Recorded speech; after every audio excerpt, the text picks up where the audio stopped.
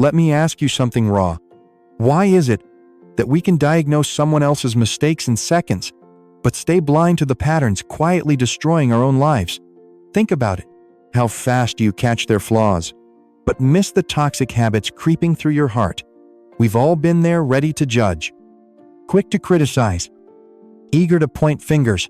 But when it comes to our own reflection, silence, excuses, blind spots.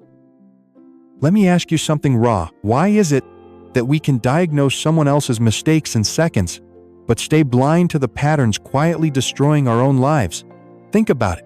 How fast do you catch their flaws, but miss the toxic habits creeping through your heart? We've all been there, ready to judge, quick to criticize, eager to point fingers. But when it comes to our own reflection, silence, excuses, blind spots. Discerning, the crucial difference. This is where most of us stumble, because on the surface, judging and discerning can look the same. Both involve noticing something wrong. Both involve recognizing flaws or mistakes. But beneath the surface, they are completely different, and that difference changes everything. Judging is personal. It's when you see someone's mistake, and instead of focusing on the action, you attack their character. You turn a moment of failure into a permanent label. You move from, "that action was wrong," to, "that person is worthless." And here's the truth, judging feels powerful. It gives us a false sense of control, like we're standing on higher moral ground. But let's be clear, judgment doesn't heal. It doesn't help. It divides. It damages. It deepens wounds. Discerning, on the other hand, is different. It's rooted in wisdom. It sees the same wrong, but it separates the person from the problem. It says, "that action isn't right. That choice is harmful. I need to respond wisely." You're not blind to reality, but you refuse to weaponize the truth. Here's a simple example. Someone betrays your trust. Judging says, "they're a backstabber. Always have been. Always will be." Discerning says, "this betrayal happened. It hurt. I need to protect my boundaries, but I won't reduce them to their worst moment." See the shift? Judging shuts the door. Discernment keeps the door open for truth and for grace. At its core, judgment is fueled by pride. It feels like we're taking the high ground, but really, we're just building walls. Discernment is fueled by humility. It acknowledges brokenness, but also holds space for healing. If you want peace, if you want clarity, if you want real strength, discernment is non-negotiable. It keeps you sharp without making you bitter. It keeps your heart clean without blinding your eyes. And it allows you to handle people and problems with honesty, with wisdom, and with deep integrity. Get this right, and you protect not only your peace, but your most important relationships. Check your motive. Is it correction or control? Now that you understand the difference between judging and discerning, let's get personal. Because here's the hard truth. Even discernment, if your motive is wrong, can quickly morph into judgment. And this is where most of us slip without noticing. Judgment often masquerades as helpfulness. It whispers, "I'm just being honest. Someone had to say it." But deep down it's ego, craving control. It's that sneaky satisfaction of feeling smarter, wiser, or just above the person you're correcting. Discernment, by contrast, is driven by something deeper, real love.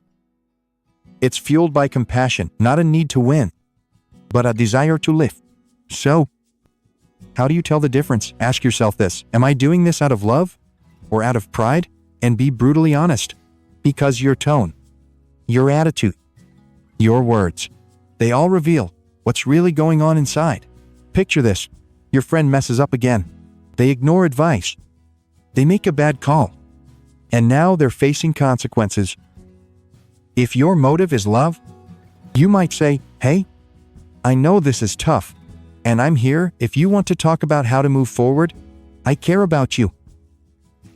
If your motive is love, you might say, "Hey, I know this is tough, and I'm here if you want to talk about how to move forward. I care about you." Both feel like truth, but only one heals. And here's a subtle detail: love leans in quietly. Ego pushes to be heard. One makes space for restoration. the other corners and crushes. It's the difference between saying something for their good versus saying something to satisfy your pride. Even your body language tells a story. Are you approaching them humbly, with softness in your tone and eyes, or are you crossing your arms, speaking with a sharp edge, ready to prove a point? The motive matters more than we realize, because discernment without love is just judgment in disguise. It might look wise from the outside, but inside, it's cold, and it wounds more than it helps. True discernment, it never feels like a victory lap. It feels weighty, careful, rooted in humility. So next time you feel the urge to correct, pause, check your motive. Ask yourself, am I stepping in because I genuinely care, or because I want to control the outcome or the person? Because only one of those will truly build peace. Speak with grace. Correct without condemning. Let's be honest, spotting the problem is usually the easy part. The real challenge, knowing how to speak about it in a way that brings healing, not harm. This is where so many of us get it wrong. We see the mistake clearly, but the way we deliver the truth, it cuts too deep. It wounds instead of restores. And here's the thing, truth without grace can feel like an attack, even if you're technically right. If your tone is harsh, if your words slam the door shut, the person on the other side is left feeling small, bruised, and defensive. Look at Jesus. He never watered down the truth. He called out sin. He confronted hypocrisy. He spoke with piercing clarity, but his words were always soaked in compassion. His goal was never to shame or crush. It was to open the door for redemption, to invite people into change. That's the model we're called to follow. And here's a simple formula to keep in mind. Truth plus compassion equals transformation. If you bring truth but no compassion, you shut people down. If you bring compassion but no truth, you leave people stuck. It takes both to truly help someone grow. Ask yourself this: am I leaving the door open for grace? Is my tone inviting or accusatory? Am I speaking because I love this person or because I want to vent my frustration? Are my words creating space for healing, or are they just landing like a punch? Even little things matter. The softness in your voice, the timing of your words, the way you pause to listen, not just speak. Think about the last time someone corrected you with gentleness. Didn't it land differently? Didn't it make you more open to actually hearing the message? That's the power of speaking with grace. It doesn't dilute the truth, it delivers it in a way the heart can receive. And in the end, that's what matters. Not just saying the right thing, but saying it in a way that helps someone actually change. Discernment as your spiritual armor. Stay protected. Here's something most people completely overlook. Discernment isn't just about seeing other people clearly. It's about protecting your own heart and mind. It's your spiritual armor. We live in a world full of noise, opinions flying everywhere, mixed messages, people showing one face, but hiding another, and without discernment, you can get pulled into all kinds of mess emotionally, spiritually, even physically. Discernment is what keeps you sharp. It helps you spot red flags early. It helps you sense when something's off, even if you can't explain it right away. It's not about being suspicious or paranoid. It's about being wise but not harsh. Soft heart, sharp eyes. Think about it like this. When you walk into a room, do you blindly trust everyone? Or do you quietly observe who's genuine, who's playing games, who's worth opening up to, and who might be unsafe? Discernment allows you to navigate relationships and situations with clarity. It shows you who deserves your trust and who might misuse it. It helps you know when to speak and when silence is the smarter choice. It even helps you guard your own energy so you don't get drained by things that don't deserve your attention. Here's a practical example. Let's say someone shows up in your life, offering big promises, lots of charm, but something deep down feels off. Without discernment, you might rush in and regret it later.